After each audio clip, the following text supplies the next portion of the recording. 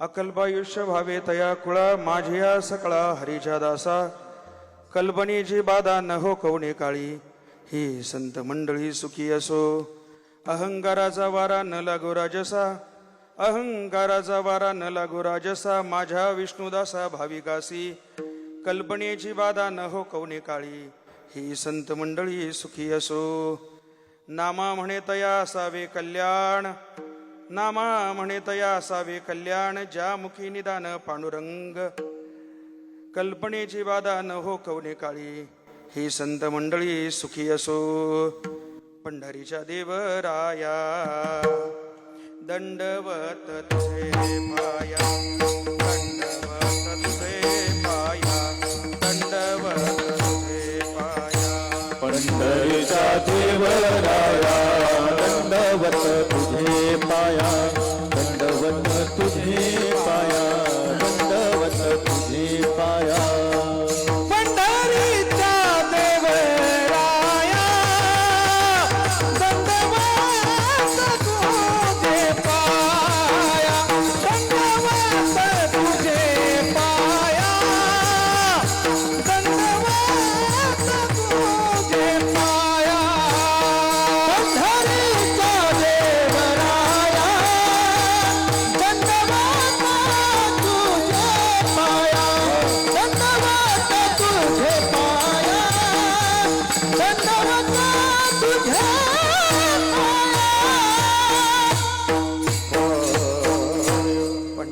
देवराया दंडवत तुझे पाया अकल्पायुष्य व्हावे तया कुळा माझ्या सकळा हरीच्या दासा कल्पनेची बाधा न हो कवणे काळी हे संत मंडळी सुखी असो.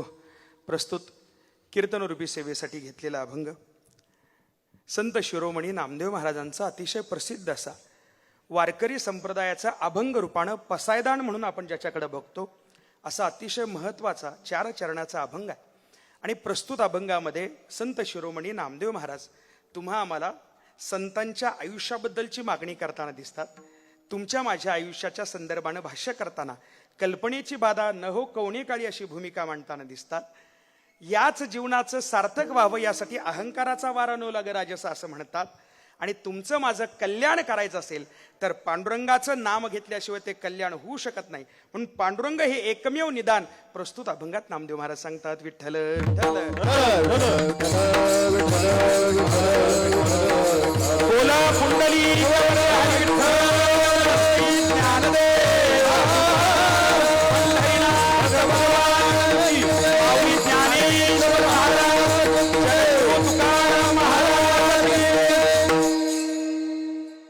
सकळा हरीच्या दासा. आता हरीच्या दासा हा जो काही मुद्दा आहे हरीच्या दासा याचा अर्थ असा हरीचे दास म्हणजे हरीच्या दासा एक भाग आणि हरी ज्याचा दास स्वीकारतो ते हरीच्या दासा. हा 2 पद्धतीचा अर्थ मी आपणासमोर मांडला. हरीचे दास म्हणजे हरिदास एक आणि दुसरा मुद्दा मी आपणासमोर ठेवला हरी ज्यांचा दास होतो तो हरिदास. त्यातल्या दुसऱ्या मुद्द्यावरती पहिल्यांदा आपण थोडंसं चिंतन करू. ऐका. भगवंत ज्यांचा दास होतो अशा हरिदासांना अकल्प आयुष्य मिळावं अशी नामदेव महाराजांची पहिली मागणी आहे. भगवंत हरी म्हणजे देव हा दास होतो का असा जर प्रश्न आपण या अभंगाला विचारला पहिल्या चरणाला विचारला तर त्याचं उत्तर होय असंच येतं. भगवंतानं त्या काळामध्ये जी कामं खालच्या पातळीची समजली जात होती ती सगळी कामं केलीत. जनाबाई महाराजांबरोबर या भगवंतानं वेणी घालू लागला. जनाबाई महाराजांबरोबर या भगवंतानं दळण दळण्याचं काम केलं.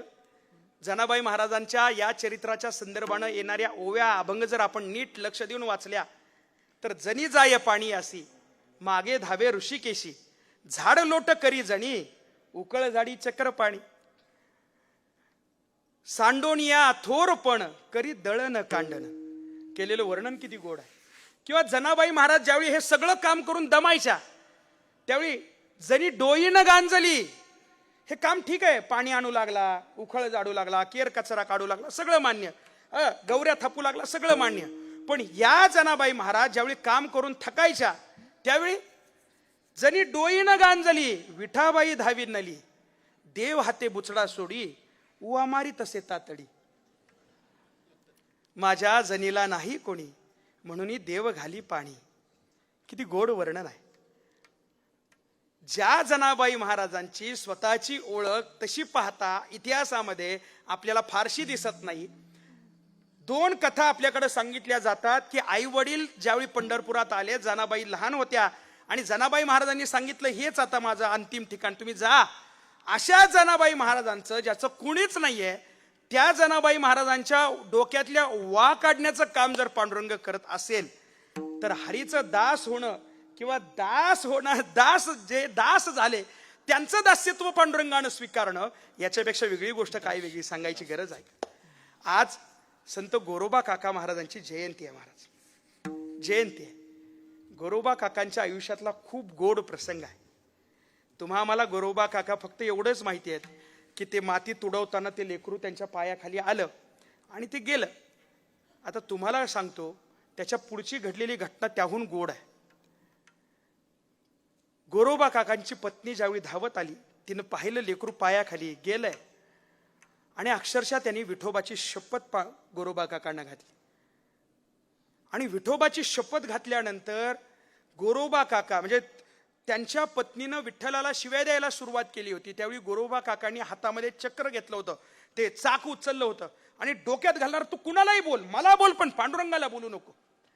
चाक घालणार तेवढ्यात गोरोबा काकांच्या पत्नीनं विठोबाची शपथ घातली होती की मला हात लावू नका, मला शिवू नका. गोरोबा काकांनी हातातलं चाक बाजूला टाकलं. गोरोबा काका शांत झाले.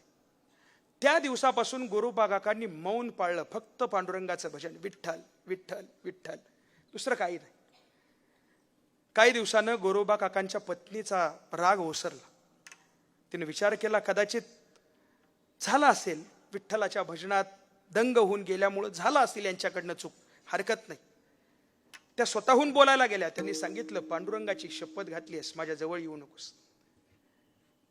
मौनात काही दिवस पुन्हा तसेच निघून गेले. पांडुरंग पांडुरंग विठ्ठल विठ्ठल एवढंच भजन गोरोबा काका करत राहायचे. एक दिवस असा आला, पत्नीनं सांगितलं पहिलं लेकरू गेलंय, हरकत नाही, दुसऱ्या लेकराचा विचार करा, वंशाला दिवा, लेकरू जन्माला घालूयात. त्यांनी सांगितलं विठ्ठलाची शपथ घातली आहे, विठोबाची आण तोडू शकत नाही, प्राण गेला तरी चालेल, विठोबाची शपथ नाही तोडणार. एकदा हटकून तिनं स्पर्श करण्याचा प्रयत्नही केला पण गोरोबा काका तिथून निघून गेले. प्रश्न उपस्थित होता, झालं काय, करायचं काय, पुढं वंश वाढवायचा कसा. मग बायकोने विचार केला हरकत नाही, मला स्पर्श करायचा ठरवलाय ना, विठोबाची शपथ आडवी येते ना, हरकत नाही, दुसरा विवाह करून घ्या. स्वतःच्या बहिणीबरोबर दुसरा विवाह करायला लावला गोरोबा काकांना. पण गोरोबा काका इतक्या दिवस मौन राहिले, विठोबाचं भजन करत राहिले, संसाराविषयी त्यांच्या मनामध्ये वैराग्य निर्माण व्हायला लागलं. त्यामुळे दुसरी पत्नी जरी केली असली तरी गोरोबा काकांना मात्र त्या पत्नीला स्पर्श करावा अशी इच्छा मनात उत्पन्न होईना. मग एक दिवस पहिल्या पत्नीनं ठरवलं हरकत नाही, हे स्वतःहून स्पर्श करत नाही ना, आपण स्पर्श करून घेऊ. गोरोबा काका शांतपणानं बाहेरच्या बाजूला झोपले होते. तिनं स्वतःच्या बहिणीला आयडिया दिली. दोघी बाहेर आल्या. गोरोबा काकांचे हात त्यांनी स्वतःच्या छातीवर ठेवून घेतले. गोरोबा काका शांत झोपले होते. सकाळी ज्यावेळी गोरोबा काकांनी पाहिलं, मला पांडुरंगाची शपथ घातली आहे पण आज माझ्या दोन्ही हातांनी या दोघींना स्पर्श झालाय. गोरोबा काका धाय मोकलून रडायला लागले. कुणाला द्यावी चूक, कुणाला शिक्षा करावी, काय करावं, यांना चूक कसं म्हणावं, हा शरीर धर्म आहे, त्यांची इच्छा चुकीची नाहीये, गोरोबा काकांना हे माहिती आहे. पण गोरोबा काकांनी काय केलं माहिती, पत्नीला शिक्षा नाही दिली. नामदेव महाराजांनी वर्णन केलंय गोरोबा काकांचं. नामदेव महाराज म्हणतात हातात शस्त्र घेतलं गोरोबा काकांनी आणि त्या शस्त्रावरती आपले दोन्ही हात गोरोबा काकांनी तोडून टाकले. आपल्या हाताने स्पर्श केलाय, विठोबाची आण तुटली आपल्याकडून. बायकोनं पाहिलं हात तुटलेत पण हातातून रक्त येत नाहीये. दोघी पत्नी रडतायत पण गोरोबा काकांना प्रचंड आनंद झालाय. नामदेव महाराज वर्णन करतात की शस्त्रांना हात तोडल्यानं वेदना होत होत्या इतरांना, पण गोरोबा काकांना मात्र आनंद होत होता की आपली ज्या हातांनी विठोबाची आण तोडली ते हात आपल्या देहापासून लांब झाले म्हणून. आणि गोरोबा काकांनी हे आयुष्यभर पाळलं. रोजचा व्यवसाय आपला मडकी घडवण्याचा. करायचं काय? मडकी तर घडवली पाहिजेत, पोट तर भरलं पाहिजे, हात तर तुटलेले आहेत. मग या हरीच्या दासाची काळजी घेणारा दुसरा कोण? स्वतः पांडुरंग आला. आणि पांडुरंग येताना साधा सोपा नाही आला. पांडुरंग जिथं जातो त्यांची रूपं घेऊन तिथं पोहोचतो. सेना महाराजांच्या ऐवजी राजाची दाढी करायला सेना महाराज म्हणूनच गेले पांडुरंग. चोखोबा महाराजांच्या बायकोचं बाळंत पण करायला चोखोबा महाराजांची बहीण बनून गेले पांडुरंग. आणि इथं यायचं तर मग काय करावं? इथं यायचं तर गोरोबा काकांनी रूप घेतलं एका कुंभाराचं. आता कुंभार तर केला, गाढव सोबत पाहिजे की नाही? मग गरुडाला बोलवलं, सांगितलं गाढव हो म्हणे. गरुड गाढव झालं. मग रुक्मिणी म्हणाली, अहो इतक्या दिवस असंही मी बाह्य अंगालाच उभी आहे तुमच्या, या निमित्तानं तुमची बायको म्हणून वावरण्याचं सौभाग्य मिळेल, सोबत सोबत चालण्याचं. मग कुंभारीची कुंभारीण झाली रुक्मिणी माई साहेब. आणि दोघं निघाले महाराज सोबत. गरुड म्हणून गाढव म्हणून गरुड आहे. आणि हे निघाले गावागावामध्ये विचारायला सुरुवात केली, अहो मी असा माणूस आहे, गौंडे म्हणजे कुंभाराचं काम चांगलं करतो, मडकी घडवण्याचं, मडकी भाजण्याचं उत्तमरित्या त्याच्यावरती नक्षी काम करतो, काम मिळेल का? गावातल्या लोकांनी सांगितलं, गोरोबा काका नावाचा माणूस आहे, कुंभार आहे जातीनं, हात नाही आहेत, त्याच्याकडे कामाची उपलब्धता आहे, जावा त्यांच्याकडे. दोघंही तिथं पोचले. तिथं पोचल्यानंतर गोरोबा काकांना दोघांनी बाहेरच हात मारली. काम मिळेल म्हणून आलो, देता का काम? काय येतं बाबा? काही नाही. मडकी घडवता येतात, मडकी भाजता येतात, नक्षी काम चांगलं करता येतं. लोक हो, गोरोबा काकाच्या घरी स्वतः पांडुरंग राहायला लागला. रोज उठावं, माती मळावी, मडकी घडवावी, मडकी भाजावी, विकून यावी. त्या गावातल्या नाही पंचक्रोशीतल्या आयाबायांना ती मडकी आवडायला लागली. अहो ज्याला आपला देह घडवता येतो, मडकी घडवणं त्याला काय अवघड आहे का? हो काय अवघड आहे बोला? इतक्या सुंदर पद्धतीनं मडकी घडवायला सुरुवात केली, इतक्या सुंदर पद्धतीनं. आणि एके दिवशी पांडुरंगाला कळालं की मुक्ताई आई साहेब, ज्ञानोबाराय, निवृत्तीदादा, सोपान काका गोरोबा काकांकडे येत आहेत. ते जायचेत पंढरपूरला, त्याच्याऐवजी ते तेर मार्गे पंढरपूरला जाणार आहेत. मुक्ताई आई साहेब म्हणतायत ज्ञानदादांना की आपण जाऊ बरं का गोरोबा काकांकडे. ते तिकडून निघाले.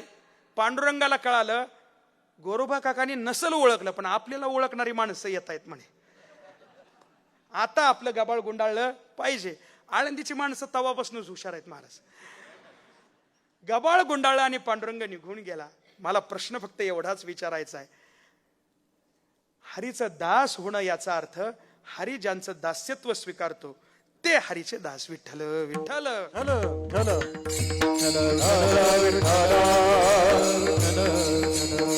बोला पुंडलिक वरदे हरी विठ्ठल.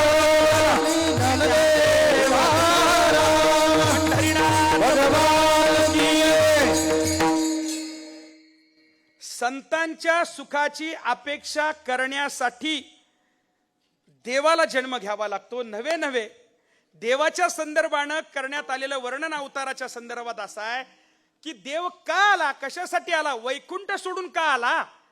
कारण देव वैकुंठ सोडून येण्यामागचं कारणच असं आहे, या सुखा कारणे देव वेडावला. का? कारण काय? कारण संतांच्या ठिकाणी जाऊन राहण्याच्या संदर्भातलं सुख त्याला मिळणार होतं, म्हणून वैकुंठ सोडून देवाला इथं यावं लागलं. विठ्ठल विठ्ठल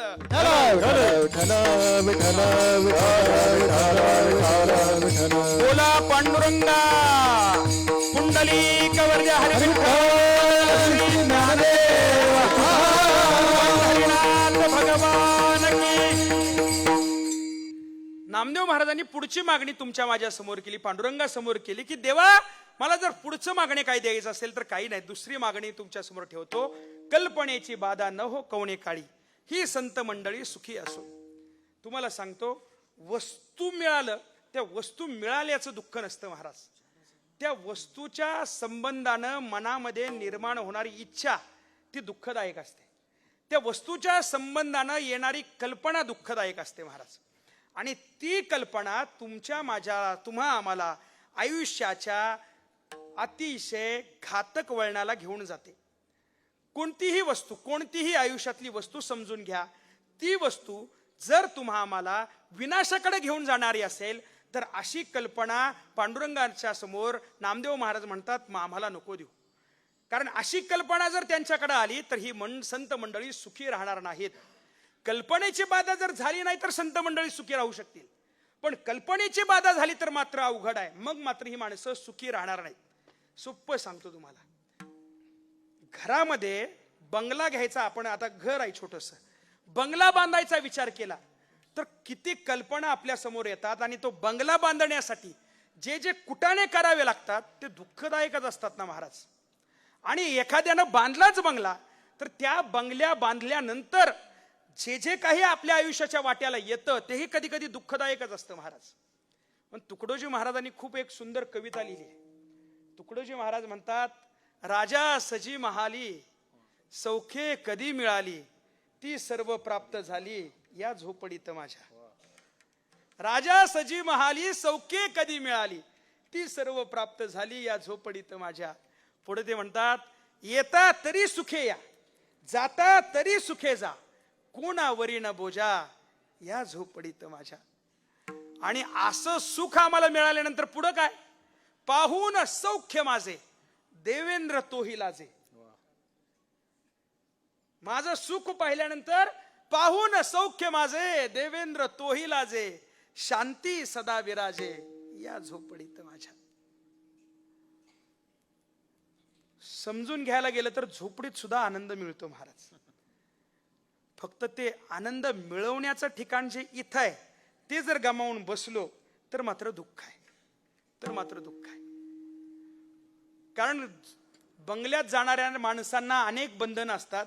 तुकडोजी महाराज म्हणतात, माझ्या झोपडीत यायला कोणतीच बंधनं नाहीत, अजिबात बंधनं नाहीत. संसार सुखी हा झोपडीत सुद्धा होतो आणि संसार सुखी हा बंगल्यात होऊ शकतो. पण महाराज, बंगल्यात सुख मिळवण्यासाठी अंतःकरणामध्ये इच्छा माराव्या लागतात आणि इच्छा मेली तर सुख मिळतं. बंगल्यात गेल्यानंतर इच्छा मरतेच असं नाही महाराज, अजिबात नाही. एक मिळालं की दुसरं मिळवण्याची अपेक्षा तयार व्हायला लागते आणि एक मिळाल्यानंतर दुसरं मिळवण्याची अपेक्षा निर्माण व्हायला लागली की आपण दुःखाला कारणीभूत ठरायला लागतो. म्हणून वस्तू दुःख देत नाही, त्या वस्तूच्या संबंधानं येणाऱ्या घटना आम्हाला दुःख देत राहतात. म्हणून नामदेव महाराज वर्णन करतात की अशा कल्पना या कधीही आमच्या वाट्याला येऊन देऊ नको, या कल्पनेची बाधा आम्हाला कधीही होऊन देऊ नको देवा. म्हणून मी तुम्हाला सांगतो, बंगल्यात राहणारा माणूस पंढरपूरच्या वाटेनं चालायला लागला ना, त्याला बंगल्यातल्या गादीवर जेवढी सुखानं झोप लागत नाही की नाही, तेवढी राहुटीतल्या त्या साध्या सतरंजीवर झोप लागते. अतिशय साध्या सतरंजीवर, तुटकी सतरंजी. अहो त्या राहुटीत जाऊ द्या, हो विसावा असतो पहिला, त्या विसाव्याला खडकाळ असतं सगळं. घरात खडे आणून टाका आणि झोपावर, त्याच्यावर शांत झोप लागेल का आपल्याला? पण तुम्ही वारीच्या वाटेवर चाला, पाय थकू द्या आणि पडा बरं एकदा त्या दगडावर. ते सोबतचा म्हणाल बी, यार खाली दगड आहे द्रुततील, जाऊ दे, झोपणं महत्वाचं. कधी झोप लागते महाराज कळत नाही. घरी माणसं गोळ्या घ्याव्या लागतात झोपीच्या. वारीच्या वाटेवर गोळ्या नाही काय नाही, एकच गोळी हरिनाम बास, आणि एकच औषध माऊली बास, दुसरं काही नाही महाराज. कारण वारीच्या वाटेवरचा आनंदच वेगळा आहे. तिथं कल्पना नाही, काही नाही, जे आहे ते चिदविलासवाद आहे, चैतन्य आहे. आजूबाजूला वावरणारा चैतन्यच तुमच्या अंतःकरणामध्ये सकारात्मक भाव निर्माण करतं, सकारात्मक भाव निर्माण करतं. सभागृहाची कॅपॅसिटी नाही म्हटलं तरी 1200-1300, त्यातले 3च विष्णुदास आहेत, दुसरा नको, चौथा मी असेल.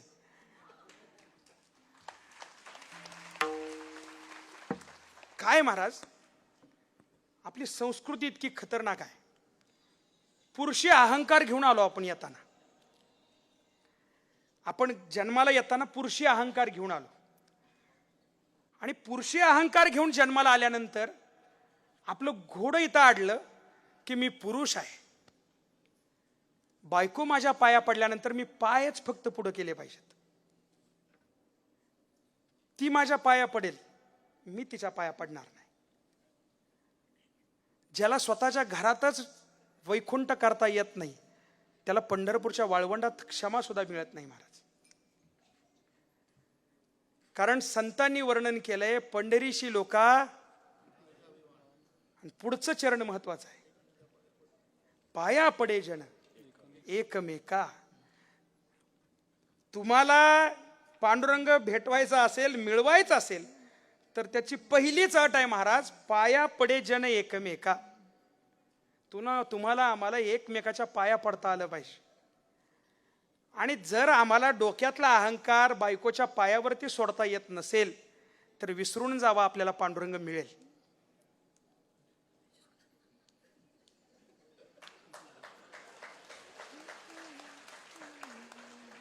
मला महिलांकडनं टाळ्या अपेक्षित होत्या.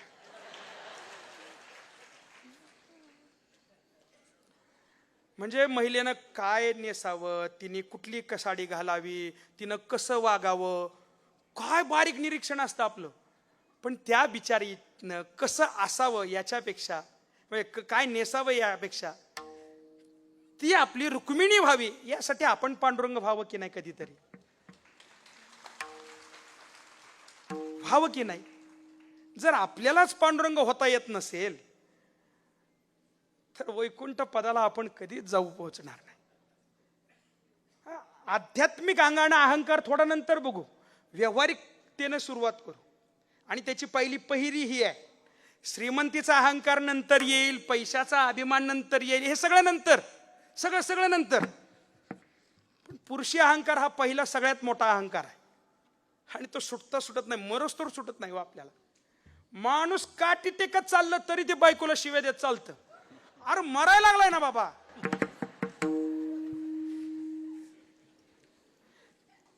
तुम्ही कधीतरी आयुष्यात, म्हणजे मी मास्तर म्हणून नोकरी करतो, मी विचार करतो, माझी बायको सकाळी लवकर उठते, माझ्या आधी उठते, ती माझ्यासाठी स्वयंपाक करते, स्वतःचं घर सगळं आवरते, लेकराचं आवरते. मी कॉलेजला निघून जातो, 5-6 तास घेऊन माघारी येतो, मी तेवढंच काम करतो. पण तिचं काम 6 तासापुरतं मर्यादित नसतं. तिचं काम अखंड सकाळी 5 वाजल्यापासून ते रात्री 12 वाजेपर्यंत तिचं काम चालू असतं. तिला त्या ड्युटीचा कधीच पगार मिळत नाही. त्या ड्युटीचा पगार तिचा फक्त एवढंच असतो की त्यानं आपल्याशी प्रेमानं 2 शब्द बोलावेत. 2 शब्द प्रेमाचे. पण अहंकार सुटत नाही.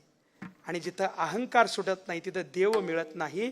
तुकोबराय म्हणतात, अहंकार गेला तू का म्हणे देव झाला. जिथं अहंकार संपतो तिथं आपण देव होतो. याचा अर्थ आपण देव झालो नाही, याचा अर्थ आपण अजून अहंकारी आहोत. तुम्ही बसलेले, मी उभारलेलो, सगळेजण आपण. अहंकार नाही संपला तर आपण देव होऊ शकत नाही. अहंकार नाही संपला तर. म्हणून पंढरपूरची वारी यासाठीच महत्वाची आहे. उठा उठी अभिमान, जाय ऐसे स्थळ कोण, ते या पंढरीशी घडे. उठा उठी अभिमान जर घालवायचा असेल तर एकमेव ठिकाण आहे महाराज, पंढरपूरची वारी. पंढरपूर, तिथं उठा उठी अभिमान निघून जातो. 80 वर्षाचा माणूस 10 वर्षाच्या लेकराच्या पाया पडतो.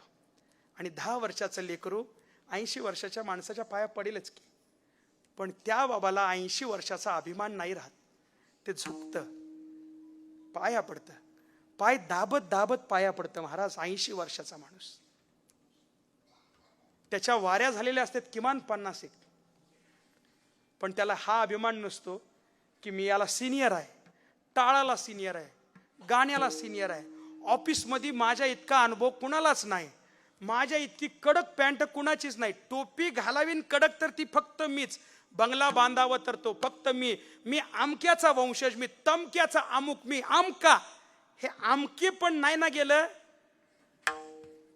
कीर्तन महोत्सव घ्या नाहीतर काही घ्या, काही होऊ शकत नाही. म्हणून लोक हो, अहंकार एकदा हृदयात आला की तो देवापासून आपल्याला दूर ठेवतो. मग आम्ही देवाला कितीही नवस केले, आणि देव आम्हाला पावतोला बिस्किट.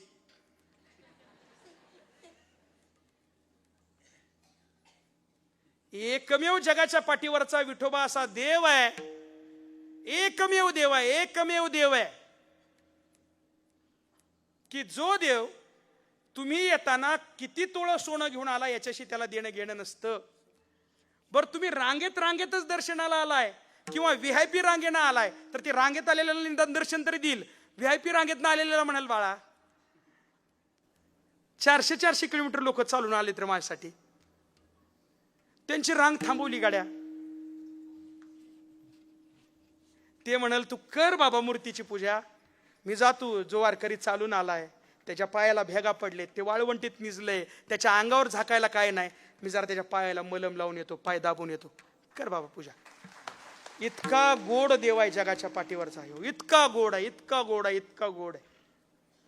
आणि हा इतका गोड आहे म्हणूनच ही सगळी संत महात्मे त्याच्या नादीला लागली, म्हणून त्याच्या नादी लागली.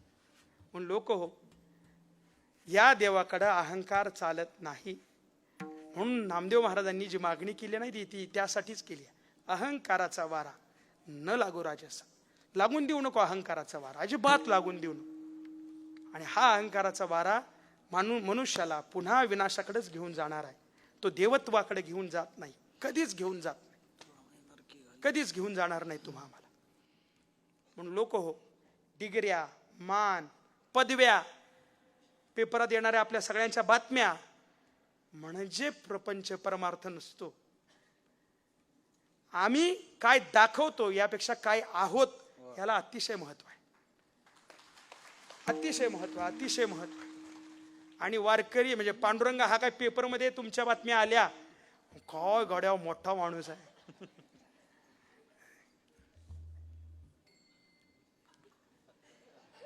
येडाय काय म्हणाल ते, 28 युग उभा आहे, 21व्या शतकात नाही आलो.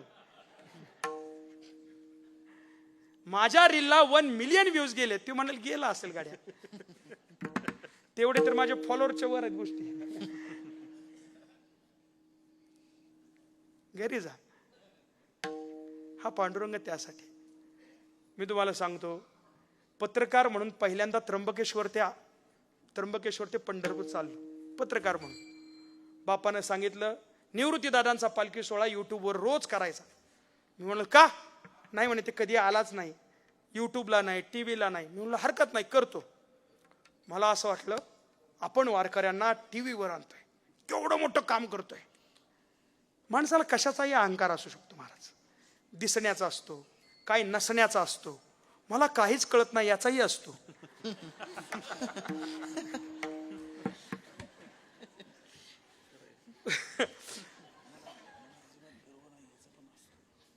मी नेहमी असं म्हणतो, वो सब देख रहा है, हिशोब सगळ्यांचा होणार आहे, सब देख रहा है हो. मी आलो पेपर म्हणजे रोज रोज रोज रोज वारकऱ्यांसमोर जायचो. किती वर्ष झालं वारी करता, किती वर्ष झालं असं करता. मला भारी वाटायचं आपल्यामुळं लोक, मला माहितच नव्हतं तोपर्यंत.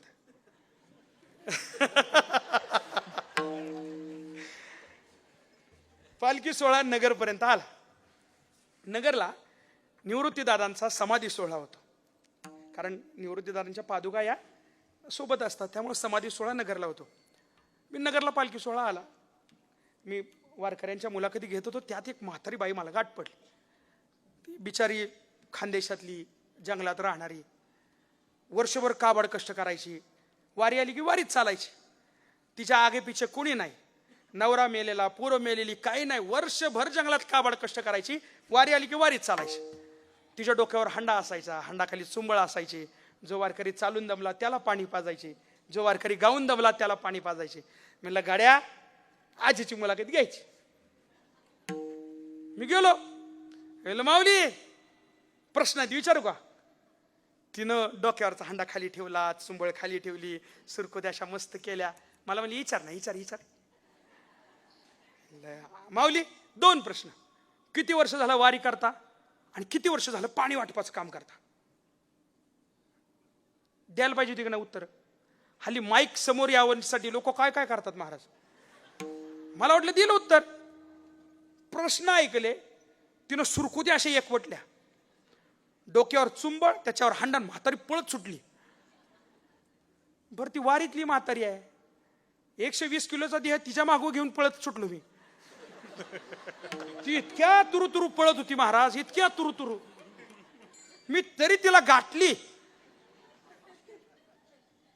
परत पकड मला म्हणली काय, प्रश्नाची उत्तर द्या. ती म्हणली कंचा. म्हणलं किती वर्ष झालं वारी करता आणि किती वर्ष पाणी वाटपाचं काम करता सांगा ना.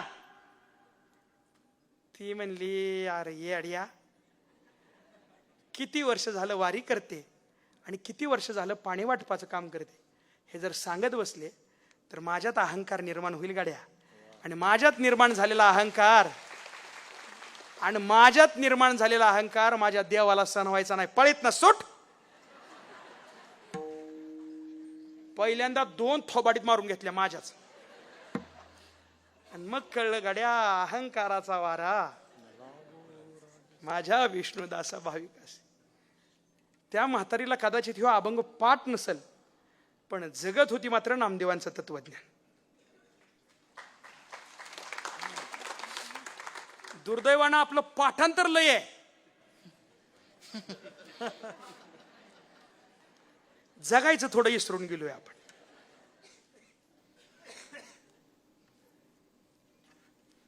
लोक हो, हा अहंकार माणसाला विनाशाकडे घेऊन जातो हे नामदेव महाराजांना ठाऊक होतं. आणि म्हणून नामदेव महाराजांनी पांडुरंगाकडे मागणी केली, देवा काही नाही म्हणे, हा अहंकार लोकांना अजिबात लागून देऊ नको. या अहंकाराचा वारा सुद्धा लागून देऊ नको म्हणे. वारा सुद्धा, अहंकार सोडून द्या, वारा सुद्धा लागून देऊ नको देवा, अजिबात नाही. कारण वारा लागला, नुसतं वारा लागला तरी लोक विनाशाकडे जाणार. वारा सुद्धा लागून देऊ नको. अहंकाराचा वारा न लागू राजास. माझ्या विष्णुदासा भाविकासे, हे भाविक पण उरावं, हे विष्णुदास पण उरावं, त्यासाठी अहंकाराचा वारा लागला नाही पाहिजे. लोक हो, अशा नामदेव महाराजांनी भगवंताकडे आता शेवटची मागणी केली. नामा म्हणे तया असावे कल्याण. नामा म्हणे तया असावे कल्याण. नामा म्हणे तया असावे कल्याण. नामा म्हणे तया असावे कल्याण. नामा म्हणे तया असावे कल्याण. मुखी निधान पांडुरंग, मुखी निधान पांडुरंग. कल्पनेची बाधा न हो कोणी काही, कल्पनेची बाधा न हो कोणी काही. ज्यामुखी निधान पांडुरंग, ज्यामुखी निधान पांडुरंग. कल्पनेची बाधा न हो कोणी काही, कल्पनेची बाधा न हो कवने काही. नामदेव महाराजांनी शेवटची मागणी भगवंताकडे ठेवली की देवा, नामा म्हणे तया असावे कल्याण, ज्या मुखी निदान पांडुरंग. आता ही मागणी का केली असेल? एकतर ते विष्णुदास आहेत, एकतर ते संत आहेत. मग तरी सुद्धा शेवटाकडे ही मागणी नामदेव महाराजांनी का केली असेल त्याचं कारण तुम्हाला सांगतो, एका वाक्यात सांगतो. काय आहे? अहंकार असला, कल्पनेची बाधा झाली, तर ही जे काही दोष आहेत ते दोष एकाच गोष्टीमुळे जातात आणि त्याचं नाव आहे पांडुरंगाचं नाव. पांडुरंगाच्या नामस्मरणामुळे हे दोष निघून जातात. हे नामदेव महाराजांना नेमकेपणानं ठाऊक आहे, नेमकेपणानं ठाऊक आहे. म्हणून जर हे दोष आलेच, अहंकार आलाच, कल्पनेची बाधा झालीच, तर पांडुरंगा तुझं नाम घेतल्यानंतर ते निघून जाणार आहेत. म्हणून पांडुरंगा तुझं नाव या सगळ्यांच्या मुखामध्ये असलं पाहिजे. पांडुरंगा नाव तुझ्या मुखात असलं पाहिजे. म्हणून संतांचा, कोणत्याही संतांचा विचार केला तर या संतांनी आयुष्यभर जपलं ते फक्त पांडुरंगाचं नाम, दुसरं काहीच नाही, काही नाही. मला सांगा, या संतांना योग याग सांगता आला असते की नाही? सांगता आला असते की नाही? सांगितला का? नाही सांगितला. कारण ज्ञानेश्वर महाराजांनी सांगून ठेवलंय ना, ज्यांनी वारकरी परंपरेचाच पाया घातलाय, त्यांनी सांगून ठेवलंय, योग याग विधी येणे नो हे सिद्धी, वायाची उपाधी. मग काय करा? हरिमुखे म्हणा, हरी मुखे वाणा, पुण्याची गणना कोण करे. कारण आपल्या बापानं आपल्याला सांगून ठेवलंय की हे केल्यानं दंभ निर्माण होतो. मग म्हणून मुखामध्ये नाम असलं पाहिजे. म्हणून दोष घालवायचे असतील, अंतःकरणातली जळमट घालवायची असतील, तर भगवंताचं नाम हा एकमेव उपाय आहे महाराज, एकमेव उपाय आहे. भगवंताच्या नामानं महाराज भल्या भल्यांचं, म्हणजे तुम्ही आम्ही तर छान जिवंत माणसं आहोत, खूप चांगली माणसं आहोत असं म्हणूया तात्पुरतं, खूप चांगली आहोत. निर्जीव गोष्टी संतांच्या भगवंताच्या नामस्मरणामुळे नीट होतात. एकनाथ महाराजांनी चोखोबा महाराजांचं एक गोड वर्णन केलंय, गोड वर्णन केलंय की चोखोबा महाराजांचा प्रभाव किती होता. एकदा इंद्र नासलेलं अमृत घेऊन पंढरपुरात दाखल झाला. इंद्राच्या दुर्दैवानं, इंद्रदेवाच्या दुर्दैवानं त्या दिवशी होती एकादशी. आपल्यासाठी एकादशी सुखाचा सोहळा, पण इंद्रा का रांगेत उभा राहावं लागलं ना बिचाऱ्याला. त्यावेळेस VIP रांगा नव्हत्या, रांगेत उभारलं हे गडी. देवाचं दर्शन घ्यायचं म्हणून हळू हळू हळू हळू पुढं आलं, पुढं आलं, पुढं आलं, पुढं आलं. इंद्र बी बिचारा प्रामाणिक मधनं घुसला नाही, आला. देवापर्यंत यायला पोहोचेपर्यंत त्याला कळलं देव गेला. त्याने रुक्मिणी आई साहेबाला विचारलं, व्हेर इज पांडुरंग. रुक्मिणी आई साहेबांनी सांगितलं, नामदेव महाराज कीर्तनाला उभारले. कुठं? वाळवंटात. त्या वाळवंटात गाड्या माझा नवरा गेला, पांडुरंग गेला. ते तिकडं हा वाळवंट. कळलं म्हणे बाहेर पड. बाहेर पडलं, ते गेलं वाळवंटात. वाळवंटात वर्णन असं आहे की कबीर महाराज पखवाजावरती होते. ते कबीर महाराजांकडे गेल्यावर म्हणलं, हे काय चालू आहे? ते म्हणले कीर्तन. ते म्हणले म्हणजे तुझ्या आयुष्यात नर्तकी म्हणे, त्याच्या उलट कीर्तन. नर्तकी कीर्तन सोप्प आहे म्हणे. ती म्हणला कुणाचं? म्हणला नामदेव महाराजांचं. पांडुरंग कुठं आहे? आता हे कीर्तन नामदेव महाराजांचं चालू आहे. कीर्तन रंगात आलं. नाचता नाचता ज्याचा पितांबर फिटल तो इट्टल. एवढं सोप्प आहे म्हणे, एवढं सोप्प आहे ते. कीर्तन सुरू झालं. 2 तासाचं नव्हतं, नामदेव महाराजांचं होतं. मटेरियल पूर्ण होतं. रात्रभर कीर्तन चाललं महाराज, रात्रभर. नाचता नाचता पांडुरंगाचा पितांबर फिटला. कबीरांनी सांगितलं ह्योच विठ्ठल. कीर्तन पहाटेपर्यंत चाललं.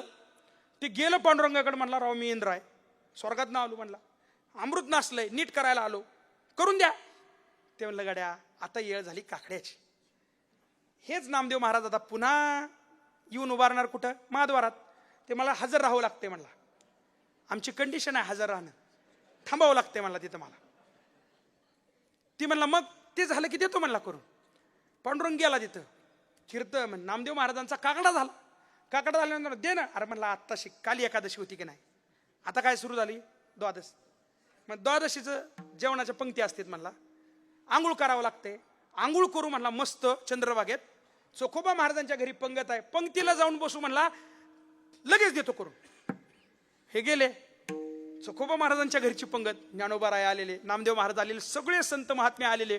चोखोबा महाराजांच्या घरची द्वादशीची पंगत झाली. इंद्रदेव म्हणला देता नीट करून का जाऊ म्हणला घरी? देतो म्हणला. काही नाही.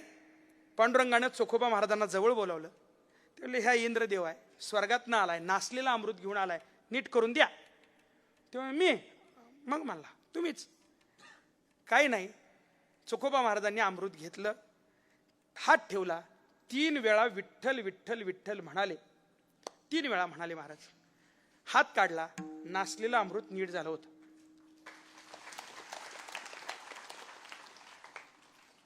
प्रश्न एवढाच आहे, नासलेलं अमृत नीट होत आहे.